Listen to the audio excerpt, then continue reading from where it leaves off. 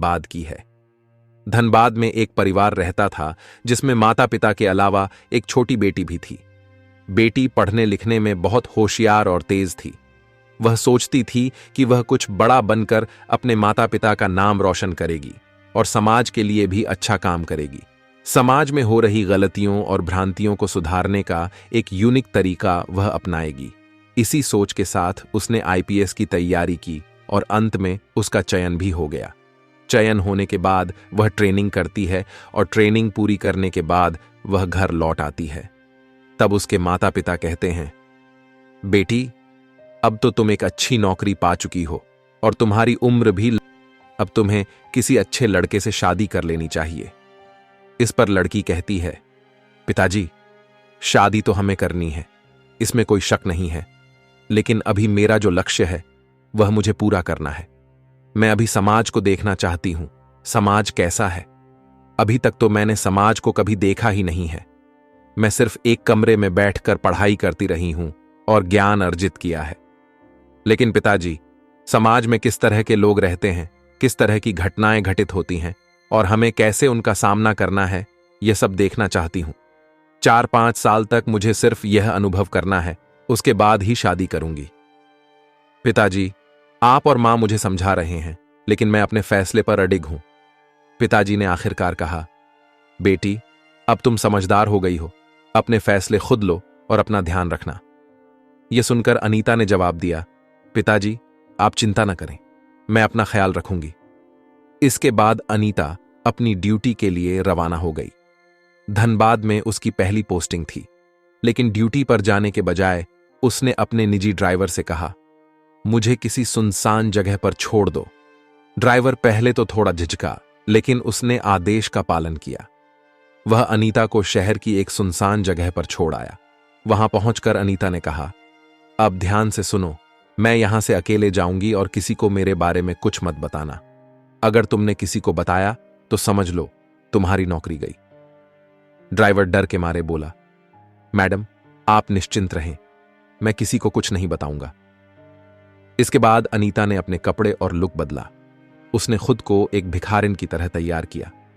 सादे फटे पुराने कपड़े पहनकर मैली कुचैली हालत में वह बाजार की ओर चल दी। थोड़ी देर बाद वह थाने के पास पहुंची। वहां उसने थाने के आसपास चक्कर लगाना शुरू किया। पुलिस स्टेशन के पास खड़े कुछ कांस्टेबल उसे देखकर चौंके और बोले, अरे, यहां क्या कर रही है? कहीं और जाकर मांग, यहां मत परेशान कर। अनीता ने शांत स्वर में जवाब दिया, आप अपना काम करिए, मैं किसी को परेशान नहीं कर रही हूं। यह कहकर वह थाने के आसपास टहलने लगी, जैसे वह कुछ खास तलाश रही हो। अनीता, जो भिखारिन के रूप में थाने के आसपास घूम रही थी, हर चीज पर बारीकी से नजर रखे हुए थी। लगभग 20 से 30 मिनट के बाद अचानक थाने के बाहर भीड़ जुटने लगी। भीड़ के बीच अनीता ने एक कांस्टेबल से पूछा, साहब, यहां इतनी भीड़ क्यों लगी है?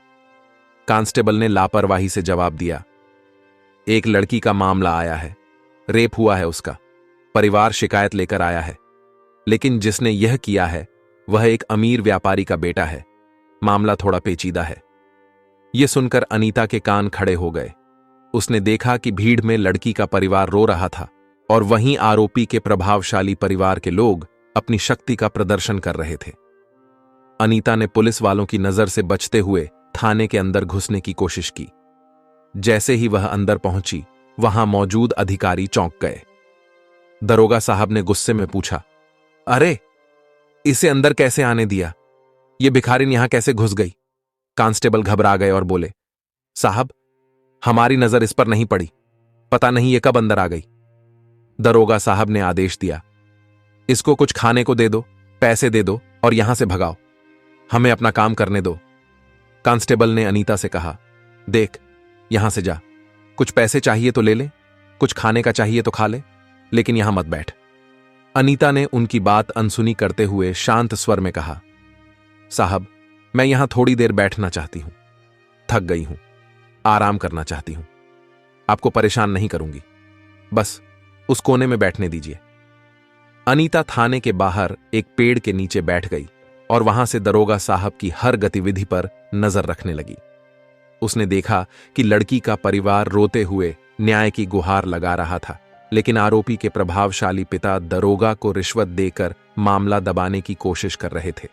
दरोगा ने लड़की के पिता से कहा, देखिए, ये मामला कोर्ट कचहरी में गया तो सालों लग जाएंगे, बेहतर होगा कि यहीं निपटा लें। लड़की का पिता मजबूरी और लाचारी में कांपते हाथों से दरोगा को पैसे देता नजर आया। अनीता यह सब चुपचाप देख रही थी, लेकिन उसके भीतर का गुस्सा धीरे धीरे बढ़ रहा था। वह जानती थी कि अब समय आ गया है अपनी पहचान और अधिकार का सही उपयोग करने का। गरीब मां बाप दरोगा के सामने हाथ जोड़कर गिड़गिड़ा रहे थे। मां रोते हुए कहती हैं, साहब, हम गरीब लोग हैं, हमारे पास पैसे नहीं हैं कि आपको दे सकें, लेकिन मेरी बेटी के साथ जो हुआ उसके लिए इंसाफ चाहिए। आपसे बस यही निवेदन है, कृपया हमें न्याय दिला दीजिए। दरोगा ने उनकी बातों को अनसुना करते हुए एक ठंडी नजर डाली। उसने कहा, देखो, कानून सबके लिए बराबर है, लेकिन यहां काम आसानी से नहीं चलता। तुमसे जो बन पड़े वो करो, वरना वापस जाओ। उधर अमीर पक्ष के लोग, जो पहले से ही दरोगा को मोटी रकम दे चुके थे, मुस्कुराते हुए खड़े थे। उनके पैसे से दरोगा का रवैया पूरी तरह बदल चुका था। अब वह अमीर लड़के के परिवार के पक्ष में बोलने लगा और गरीब परिवार को डांटते हुए कहने लगा, तुम लोग यहां तमाशा मत करो, अपना काम कर लो और चुपचाप चले जाओ। कोर्ट में जाना है तो जाओ, लेकिन यहां हंगामा मत करो। गरीब पिता, जो अंदर से टूट चुका था, कहता है, साहब, हमारी बेटी के साथ अन्याय हुआ है। आपसे इंसाफ की उम्मीद लेकर आए थे, लेकिन आप हमें ही डांट रहे हैं। क्या गरीबों को न्याय मिलना इतना मुश्किल है? इस बीच भिखारिन के वेश में बैठी आईपीएस अधिकारी अनीता यह सब कुछ चुपचाप देख रही थी। लेकिन दोस्तों, उसने देखा कि दरोगा किस तरह अमीरों के पैसे के लालच में आकर गरीब परिवार को प्रताड़ित कर रहा है। उसकी आंखों में गुस्से की आग जलने लगी, लेकिन वह अब भी चुप थी। दरोगा गरीब परिवार से कहता है, तुम लोग घर जाओ, मैं तुम्हारे केस को देख लूंगा, गहराई से जांच करूंगा और जल्द से जल्द रिपोर्ट तैयार कर कार्रवाई करूंगा। गरीब पिता भावुक होकर कहता है, साहब, हम आपके भरोसे हैं, हमें सिर्फ अपनी बेटी के लिए न्याय चाहिए और कुछ नहीं। दरोगा बड़ी सहजता से जवाब देता है, ठीक है, तुम चिंता मत करो, मैं सब संभाल लूंगा। लेकिन जैसे ही गरीब परिवार थाने से बाहर निकलता है, दरोगा अमीर व्यापारी से पैसे लेता है और उसके पक्ष में कार्यवाही करने की योजना बनाने लगता है। थाने के बाहर गरीब परिवार को बैठी हुई भिखारिन रूपी अनीता रोक लेती है। वह उनसे पूछती है, क्या हुआ, पूरा मामला बताइए। गरीब पिता थोड़ा चिढ़ते हुए कहता है, हम जो भी सह रहे हैं वह हमारा निजी मामला है, तुम्हें इससे क्या मतलब, अपना काम करो। गरीब परिवार को यह पता नहीं था कि वह भिखारिन दरअसल एक आईपीएस अधिकारी है। न ही थाने में मौजूद किसी पुलिसकर्मी को इस बात का अंदाजा था कि अनीता, जो वहां भिखारिन के रूप में बैठी थी, दरअसल इस थाने में नई नियुक्त हुई अधिकारी है। अनीता ने फिर पूछा, आप मुझे सब कुछ बताइए, मैं आपकी मदद करना चाहती हूं। आखिर आपकी बेटी के साथ क्या हुआ? गरीब परिवार हिचकिचाते हुए बताने लगा, लेकिन जैसे ही उन्होंने देखा कि यह भिखारिन बेहद साफ सुथरा खड़ी हिंदी में बात कर रही है और कभी कभी अंग्रेजी में भी बात कर रही है, वे सब हैरान रह गए। थाने के कुछ पुलिसकर्मी भी यह सब देख रहे थे और भौचक्के रह गए। कांस्टेबल अनीता के पास आकर बोले, तुम कौन हो, हमें सच सच बताओ। अनीता ने यह सुनते ही अपना गेटअप हटा दिया। जैसे ही उसने अपने असली रूप में कदम रखा, सभी कर्मचारी हड़बड़ा गए। दरोगा को फटकारते हुए उसने कहा, तुमने गरीब परिवार के साथ बहुत अन्याय किया है। मैंने अपनी आंखों से तुम्हारी सारी करतूतें देखी हैं। अब तुम्हारे खिलाफ सख्त कार्रवाई होगी। थाने के सभी पुलिसकर्मी सन्न रह गए। दरोगा घबराकर माफी मांगने लगा, लेकिन अनीता ने उसे सख्त लहजे में चेतावनी दी कि अब वह गरीब परिवार को न्याय दिलाकर ही रहेगी। अनीता की सख्ती देखकर सभी पुलिसकर्मी उसे सलाम ठोकने लगे। अंत में अनीता ने गरीब परिवार को इंसाफ दिलाया और थाने के कर्मचारियों को उनकी लापरवाही और भ्रष्टाचार के लिए सजा दी। अनीता, जो अब अपने असली रूप में आ चुकी थी, थाने के पूरे स्टाफ को लाइन हाजिर करने का आदेश दिया।